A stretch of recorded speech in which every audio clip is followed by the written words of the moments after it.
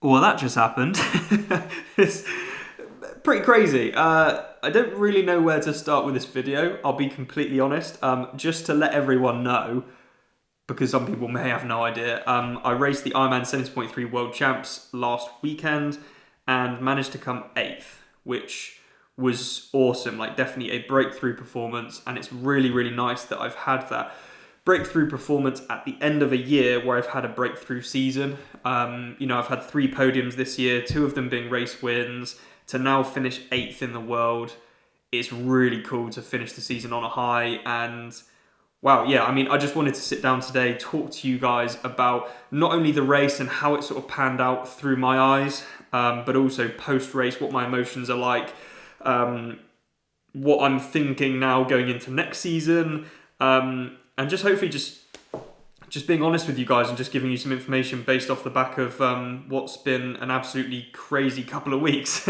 So first of all, before I actually get into the meat and potatoes of the video, I just want to say thank you so much to everyone who was in Taupo who supported me. Honestly, like, it was insane. The amount of support that I had was fantastic. So I appreciate every single one of you for supporting, and also I appreciate every single one of you for supporting on social media as well, pre-race, during the race, and post-race. It means so much to me. I didn't actually watch the live stream of the race, obviously, but supposedly on the live chat of the race, there was loads of support as I was crossing the line, from lots of people on social media, which it means so much to me. It means so much that I've got this amazing community here that just support what I'm doing through the ups and the downs, and it means everything. So thank you so much, from the bottom of my heart. And thank you so much, obviously, to sponsors, training partners, coaches, family members, everyone. Like, this is the thing, like, you see kind of the glory, I guess, like the good bits, and the athlete on, either the podium or getting this top 10 or whatever. But it's like everything that goes on behind the scenes, and without a really strong community behind you, really strong support network, you're not going to be successful. And so, I've got an incredible group of people around me, and that's the reason why I'm able to see this success and be successful and keep developing as an athlete. And so I've just got to say thank you to every single one of you that's been in my corner. I really appreciate it. Now, let's get into the video. So, I want to chat about the race first, obviously. Race week was actually super chilled. I was not nervous at all, which was really weird and almost slightly concerning, but I wasn't nervous. I was just like, I think it was because I was an underdog and I didn't have any expectations on me. There was no sort of commitment to doing like media stuff, like obviously all the big guys, and like Rico obviously being a previous winner. There's obviously quite a bit of like commitment before the race with media and stuff like that, and that probably does like add to the stress levels, whereas I had none of that, which was great. 0 expectations on me, which was fantastic. And so I was able to navigate the race week really easily. And so anyway, we get to race day, things are pretty smooth, and there's nothing really kind of stressing me out, to be honest. Actually, the main thing that was stressing me out was the sunlight and the UV. So that was my main concern for the day, actually, was getting really badly burnt and being uncomfortable on the plane ride home. So but anyway, so we get to the race start. That's when the nerves sort of start to kick in, when you've got all your competitors in this little pen, you're all eyeing each other up, you're getting your wetsuits on, you've got the hacker in the background, and it's just like sensory overload. And so anyway, we start on the beach, and it's single file, or like a single line. You're not allowed to be like 2 people deep, you have to be next to each other. And the top 10 athletes, they get called through and they get to decide where they start, which is like part of the benefit of being one of the better ranked athletes, is you get the benefit of starting where you like. And they all started towards the left, and I think that was because obviously that line is a bit more clear into the first buoy. And then the rest of us losers started on the right hand side. I actually got quite lucky. I got in like the middle somewhere, but I was stood on the start line and I was like, ooh, I don't really know where to be going, because the boys directly in front of me, it seems anyway, I don't think it kind of was, but it looked like it was, To the right of me, I've got people like Tom Bishop, who's a very good swimmer, and some other good guys there. To the left of me, I've got all those top 10 guys, Carl Smith, Rico Bogan, Mark Dubrick, all of those guys. So I'm like, I don't really know where to go. So anyway, I figured I'd just swim straight until I see someone moving forward, and then I'll just get on hips and get on feet. And that was really my goal, is to have a good swim where I navigate it well, and I try and be smart with my swim. I know I've got good get-out speed, but I also know if I utilise that too much, I go into the red and then I blow up, and that just doesn't help me at all. So I knew I needed to utilise a bit of get-out speed, but then be smart and get on feet and get on hips straight away. And that's sort of what I did, but I still don't think I did it that effectively. So anyway, we start, and it's like a boxing match for the whole swim. Around the first buoy was pretty hectic. I wasn't hugely comfortable. It just felt like I was in a washing machine the whole time. I got someone's heel to my face a few times, and actually on one of those occasions I literally had to stop because I got like a face full of water. I was choking. So I stop and almost kind of control myself a little bit. At which point, obviously, I'm in the middle of this huge group, and I have 3 or 4 people swim over the top of me. I maybe lose 10 positions, and I'm like, well, this sort of isn't going that well. This is about halfway on the swim, and I'm already thinking, yeah, I don't think I'm swimming that brilliantly, but I'm just going to get back into it, get on someone's feet, and it felt like a boxing match the whole way. It really did. So anyway, I get out of the swim, and I'm in this really big pack where we're maybe, I don't know what we were, 90 seconds back, maybe a minute back from the leaders. I didn't know that at the time. I felt like I was a million miles back. I looked behind me when I got out of the swim. I actually didn't really see anyone, so I was like, have I literally been the slowest swimmer here? This is quite embarrassing. So anyway, I navigate through transition, managed to get on my bike pretty quickly, and my thought process immediately is, okay, we've all got Race Ranger, so I need to make sure that I definitely don't get a drafting penalty. This is my main goal for the bike ride, is to not get a drafting penalty, because that literally will just ruin it. And all this effort and time and money that's gone into this race, I cannot afford to get a drafting penalty. I also knew there were a lot of guys in front of me, and so I'd have to work quite hard to get through these people. And the first 20k anyway was going to be really tough, because the way the ride was is 20k, quite a lot of hill, maybe 350 meters of climbing in the first 20k, I think. And then after that, it's really nice and quick. And so I knew that the first 20k was going to be nails. It was going to be hard. And I figured I gave myself a limit of sort of 360 watts normalized for the first 20k, and just commit. And then you can start to bring it down.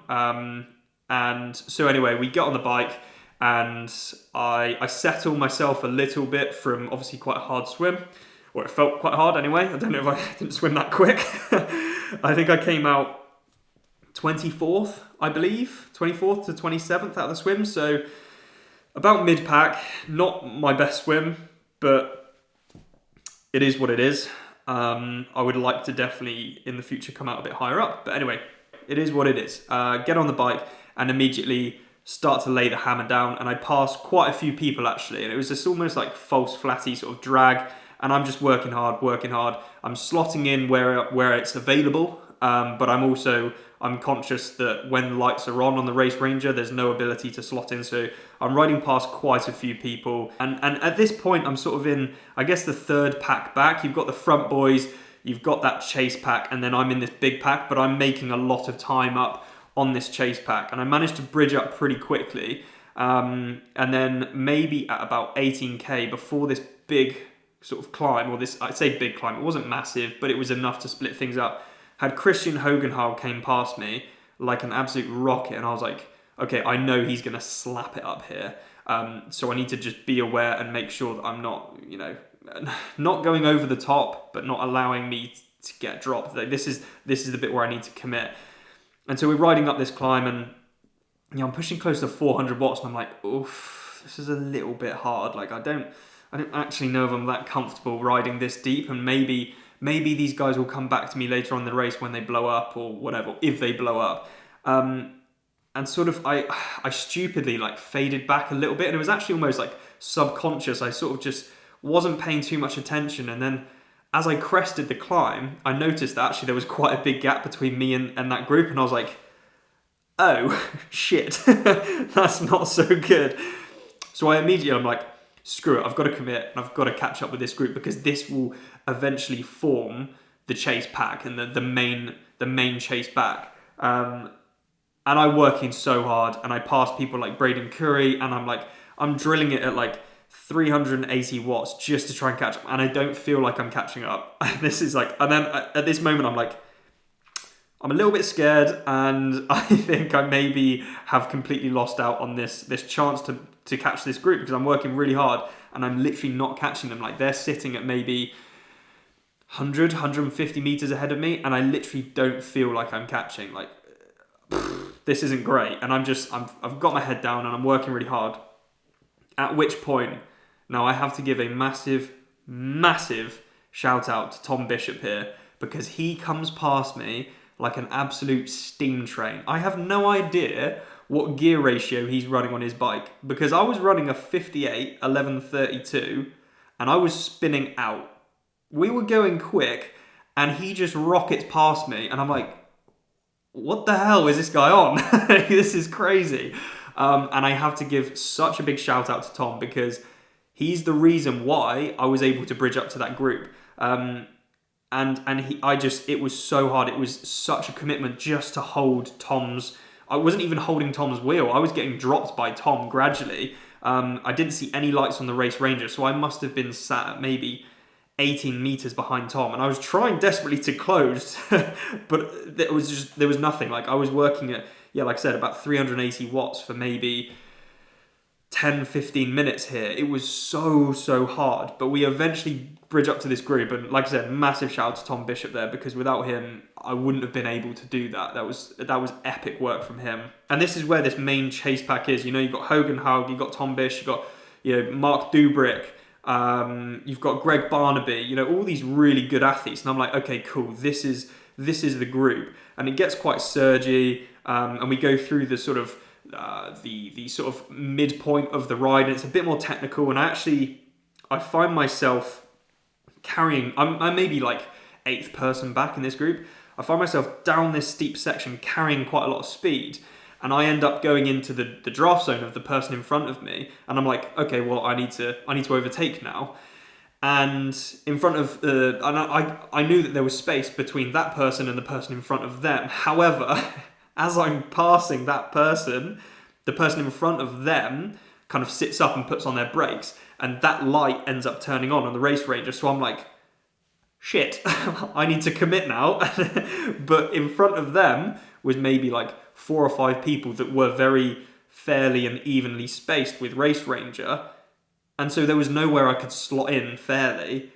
And so immediately, within a split second, I was like, right, I need to pass like 6 or 7 people here in one go. And so just, luckily I'm carrying quite a lot of momentum off of this little drop. And so I just get on and pass these guys. And I'm passing guys that I'm like I said, I'm like seeing on social media, they're like big fans of them. And I'm like, this is quite a weird sensation right now. And so anyway, I'm sitting third wheel back. You've got Christian Hogan Haug, Zatunk, I believe. I don't know if I'm pronouncing that right. And then myself. And anyway, those boys are working well on the front. And I will be completely honest, there was a little bit of sandbagging towards the end of the ride. I could see the helicopter in the distance with the front pack. So I knew they weren't too far away. But I also knew I had to be tactical. I'm not here to win this race. I'm not here to race for the win. So if people want to race for the win, go for it. Like, I was literally, my mentality was, hey, if you boys wanna try and get the win, you need to get on the front. Like, I'm not doing it. I'm not here for the win. I'm here to do the best result I possibly can. And that makes me sound like a bit of a pussy. And arguably, you could argue I am a bit of a pussy for doing that. But it's also race tactics. I knew that I wanted to protect my result, and I knew that there were guys in that group that I knew wanted to go for podium, wanted to go for the win. And so I was like, if you guys want to get on, if you guys want that, you gotta get on the front. And so I made sure I sat, 3rd, 4th, 5th wheel back. And And there was definitely a little bit of sandbagging in that last sort of maybe 15, 20k. So we lost a little bit of time to the front of the race. But again, like I said, I wasn't racing for the win, so I actually wasn't that concerned about that. I was just concerned about staying with this group, not getting a drafting penalty. And then I also knew consciously, I was like, okay, the last 5k is all downhill really quick. I know that my T2s are renowned for not being that quick, which is something we will talk about in a second as well.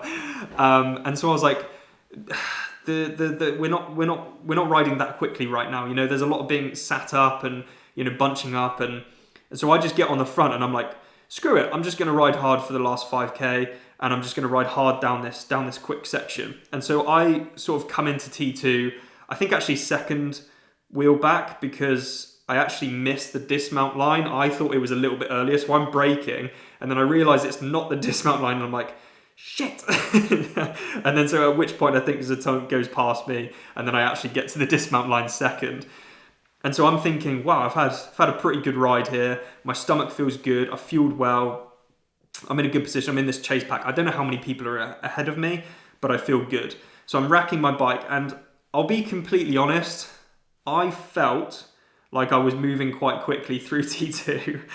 And as it turns out, and I've gone back and I've looked at the the live feed, I don't know why it takes me so long to put socks on. I genuinely, it's like my biggest failure. Like, I'm watching the T2 footage and guys are just rinsing it past me, and I'm still sat there putting my bloody socks on.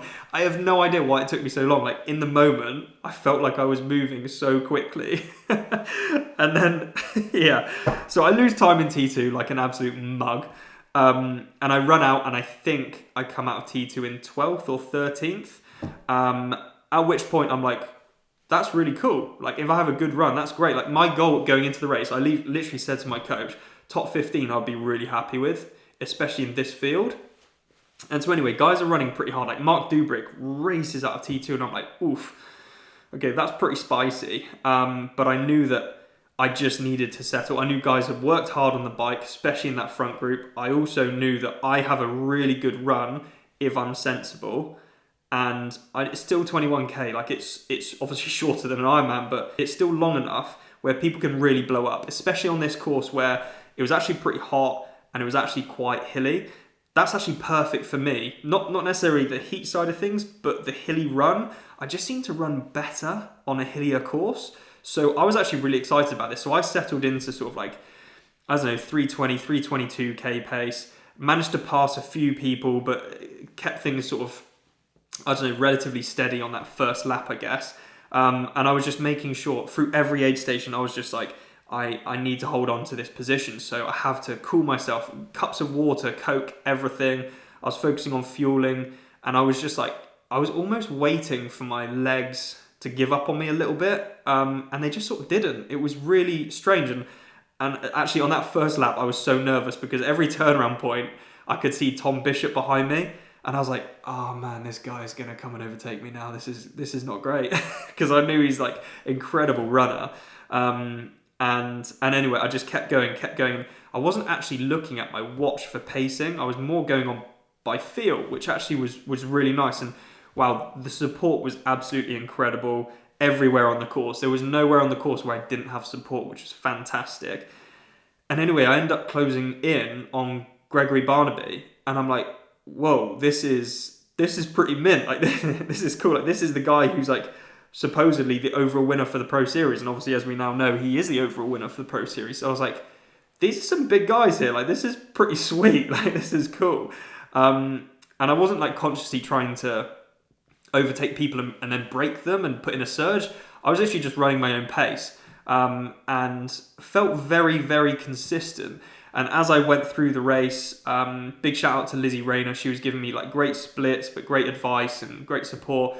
And she mentioned that I was then in 9th. And I was like, whoa, this is cool. Like, if I get a top 10, that's pretty mint. And as I'm running and I'm seeing, and at these turnaround points, I'm seeing the guys at the front like really struggling. Like Kyle Smith looked like he was struggling a little bit. Rico Bogan definitely looked like he was struggling. Even Henry Schumann. And I was like, I feel like I'm closing in on these guys, you know, like I feel like I'm generally running faster and I feel like I've got more to give. So I sort of turn it up a bit of a notch. And in the last couple of K, I passed Mark Dubrick and I'm like, whoa, okay, this is cool. Like I'm now sat in 8th position. Like this is pretty mint. And as I'm running up this last sort of climb, someone shouts, Rico Bogan's like blowing and he's only 45 seconds ahead of you. And I was like, say less, let's go. And I absolutely nail it. And I'm running and this is the last sort of K of the race, and my legs are screaming, my lungs are screaming. I don't know which way's up, and I'm trying to dodge in and out of people who are coming out of T2, and I'm just running my absolute socks off. And I see that I'm closing Rico, I'm closing. As we go round the corner, I think the commentator shouts out Rico's name and then shouts out my name. And that was quite frustrating, because then I think Rico picked it up because he knew that someone was behind him, and I was like, yeah.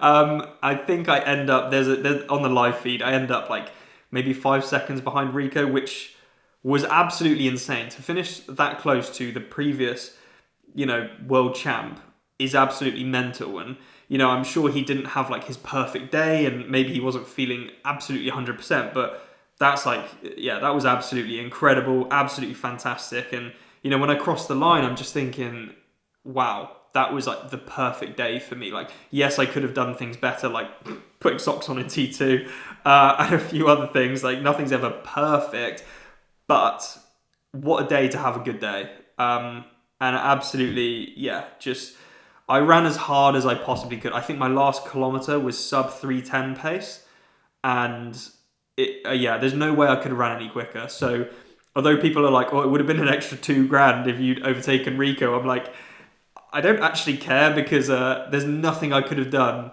any quicker. I raced as hard as I possibly could, and so to finish 8th was absolutely incredible. Amazing to be on the course with those athletes that I look up to, and it's made me realise, like, oh, I'm not actually as far away as I thought. I'm not. Maybe I can compete with these guys. Like, that's insane. And so it's got me thinking. After the race, like, it's what is my goal? What should I be thinking about trying to do next year? And I'm still in that process. I'm still like, I guess it hasn't necessarily all sunk in. But yeah, I mean, I think I'm definitely at a point now where I can start being a bit more confident in my ability to compete against the best in the world, which is super, super exciting. So, post-race, what's been happening? Well, the travel back home was probably the most uncomfortable journey of my life. I think my butt cheek is still bruised from it. It hurts so much. I actually have to sit on my right side because my left cheek in absolute agony like 3 days after. So not so good on that. But anyway, what am I going through now? Well, I'm going through a process of trying to hopefully get some companies on board to help out next year, because that'd be amazing, and develop good relationships with companies. I've got some really exciting things coming, so I'll be documenting that pretty soon. But I'm also thinking about races for next year and what my future looks like. And like I said, it makes me realise I'm not too far away from those really top guys. And so I would hope that hopefully at some point I could maybe, this is a question mark, maybe receive like a T100 wildcard slot and race there. And that would be incredible. And I don't know if that's possible. I'm just putting things out here now.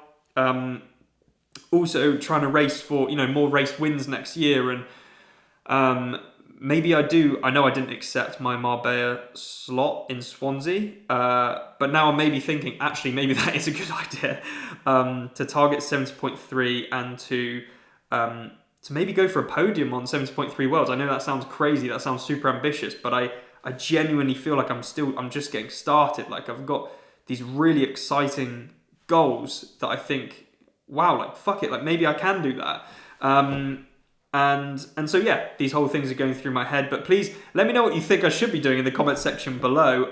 I've had numerous people. This is actually rather funny, because I've had numerous people message me saying, I swear to God, if you think of doing another Ironman next year, I'm going to unfollow you. Which I kind of respect. I respect the honesty. part of me did sort of think about maybe doing an Ironman next year, but now I've had multiple people saying, don't do an Ironman. And I think maybe you're right. Maybe I should stick to 70.3 because it seems like the distance that's going well for me. And where the sport's going with the T100 as well, I'd like to think that I could be competitive against those guys. Like, that would be really, really cool. And so anyway, there's still lots to think about. There's lots to think about for next year. Working with different companies to try and have some really good, like, long-term meaningful partnerships and relationships with them. And I'm thinking about documenting more of the journey and how I develop this YouTube channel as well, to be not only continue to be, authentic and real and show you everything that's going on, but also bring more better quality to you guys. That's what you deserve. Like, you deserve to have these videos be as best as they possibly can be. And I think I've slacked off a little bit on the YouTube side of things to focus more on being an athlete, and it's obviously paid off. But I do also want to bring the YouTube channel up a little bit to be in line with that, and to make sure that I'm investing in the YouTube channel to bring you some really high quality content. And so I've got a few ideas with that, but yeah, guys, I just want to say thank you so much. Sorry, it's going to be quite a long video on this one today, and not super exciting, but I really appreciate all the support, guys. I really do. And wow, it's been a mega season and a great finish to the 2024 season, and I'm just super excited and stoked to start not only planning but also building into the 2025 season. So look, I want to say thank you so much. I want to say I wish you all a very, very Merry Christmas and a Happy New Year. And yeah, just again, thanks so much for the support, and I look forward to seeing you in the next video.